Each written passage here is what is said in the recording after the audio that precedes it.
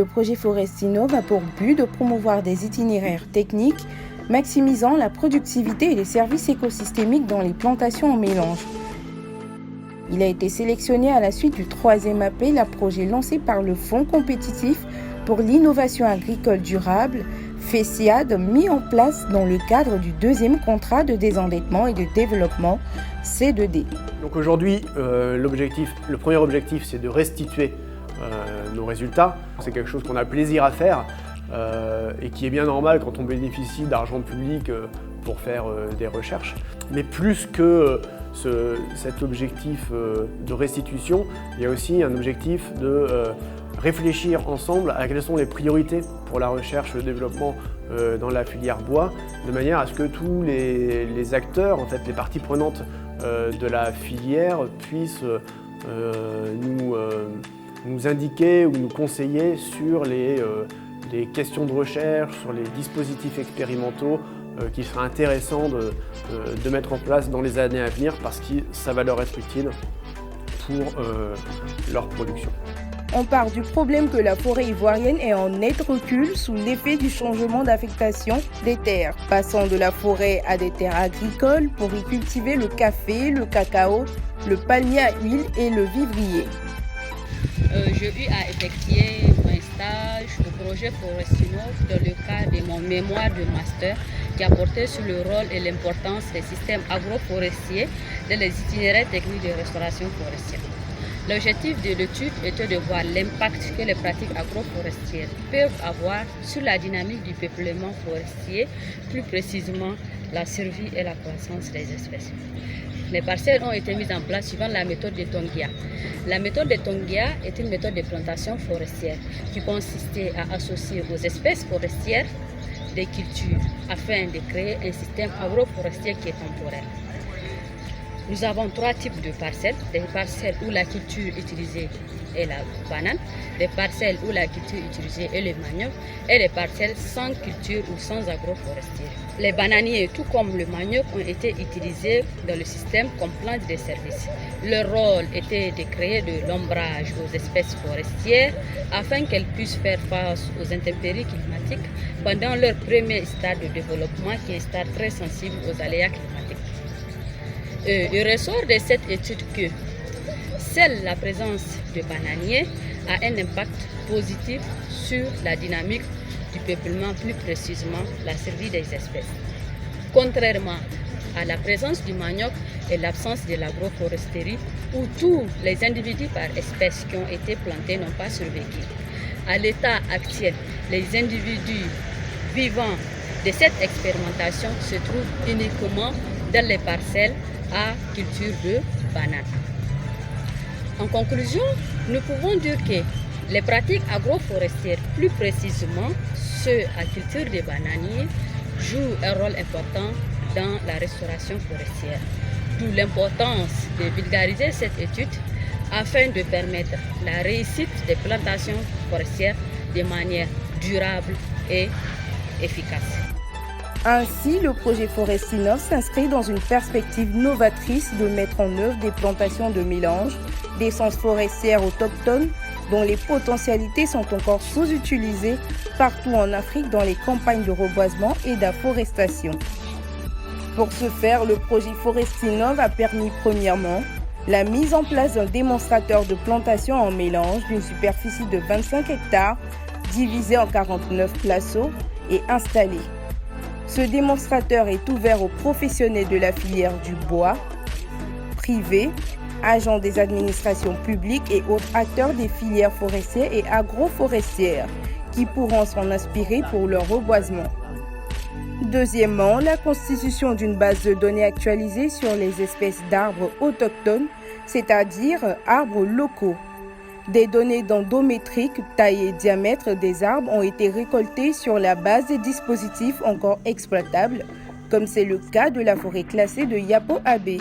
À l'intérieur de cette forêt, nous avons eu à le signifier un tout petit peu, nous avons plus de 100 essences locales expérimentées,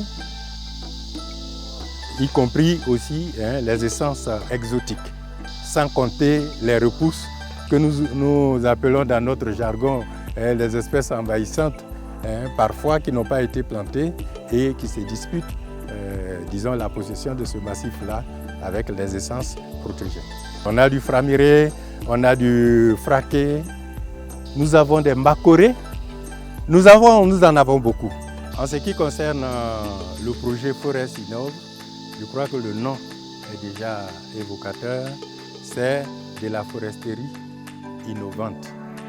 Et pour cette foresterie innovante-là, les dispositifs du CNRA ont été retenus comme support pour pouvoir avoir un ensemble de données et pouvoir aller à l'innovation.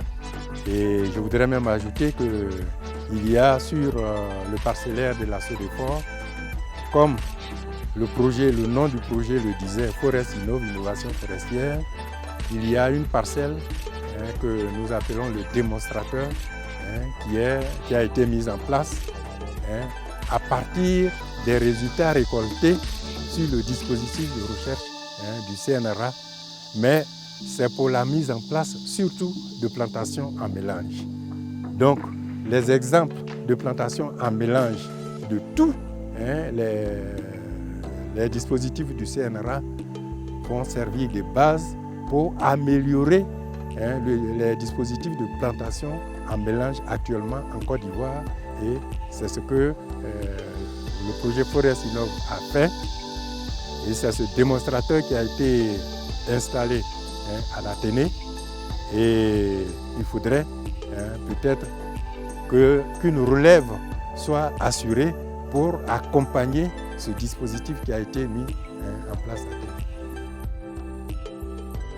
Troisièmement, les informations tirées des inventaires et les données anciennes ont été intégrées à une base d'informations pour être analysées et ont permis de mettre à la disposition des utilisateurs des fiches techniques et 9 films didactiques.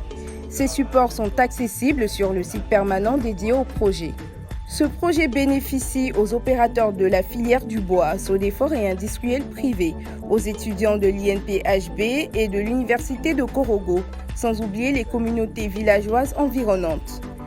Les principaux résultats qu'on peut retenir de ces mesures de 2019 sont les suivants. D'abord, 35 espèces locales, entre autres, ont été mises en place sur cette station-là depuis 1990. Et c'est sur ces 35 espèces locales que les inventaires ont été réalisés en 2019. Et donc, les résultats sont assez probants. Des photographies aériennes prises successivement 13 ans après la mise en place de ces parcelles et 30 ans après la mise en place de ces parcelles montrent véritablement que les plantations d'espèces locales dans cette zone écologique du pays qu'on appelle zone de savane peuvent créer la forêt dense. Là où il faut insister aujourd'hui, c'est de pouvoir trouver donc les moyens nécessaires pour continuer à faire des inventaires dans ces plantations-là, parce qu'il faut le dire, c'est véritablement une mine d'or. Il y a toute une foule d'informations à chercher, à retrouver dedans en matière de recherche forestière. Et la station Kamanon-Diabaté est l'une des rares stations dans la sous-région en Afrique de l'Ouest qui existe encore, qui est intacte et pour laquelle on a beaucoup d'informations à récolter. L'aboutissement du projet Forest Innove a été possible grâce aux actions coordonnées du CIRAD, de la SODEFOR, du CNRA, de l'INPHB, de l'Université Péléforo-Gon Coulibaly de Korogo.